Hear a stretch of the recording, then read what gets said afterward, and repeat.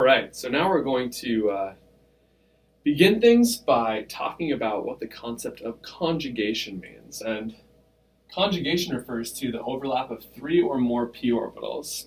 And so just as far as what do we have here? So this is just ethene, so that would be CH2 double bonded to CH2. But we're going a little bit deeper here. We want to look at the individual orbitals that are involved in the individual bonds. So each of these carbon atoms has 3 groups around it. So each carbon has to be sp2 hybridized.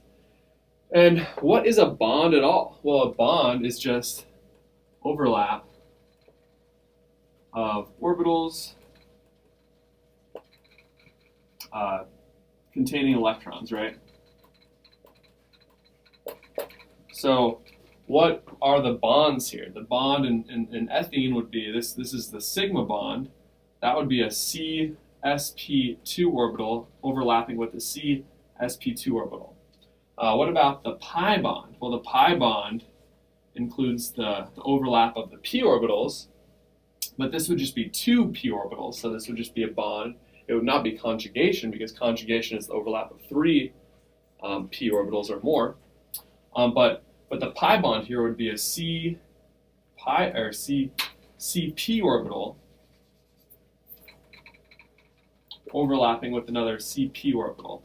So those are just standard bonds. So all information that we previously knew.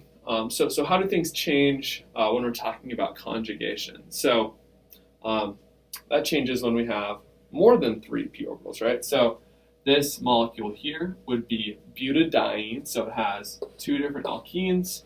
And what are they going to look like when we draw them out a little bit more? So if I just redraw those 4 atoms, what are the pi bonds? What is that double bond? Really, it's just the overlap of the p orbitals. So we can draw the p orbitals in here. And until this chapter, we've kind of treated them individually. Like this here is a pi bond. This here is a second pi bond. There's our second pi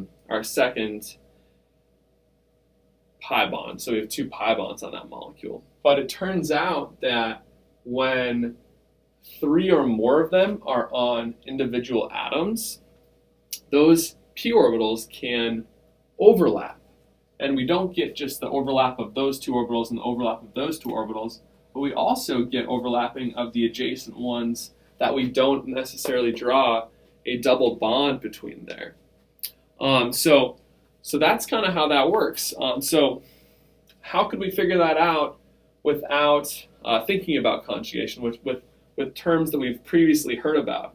Well, if we think about this molecule here, we could, it's not a great resonance structure, but we could draw a resonance structure where we would move the electron pair over there.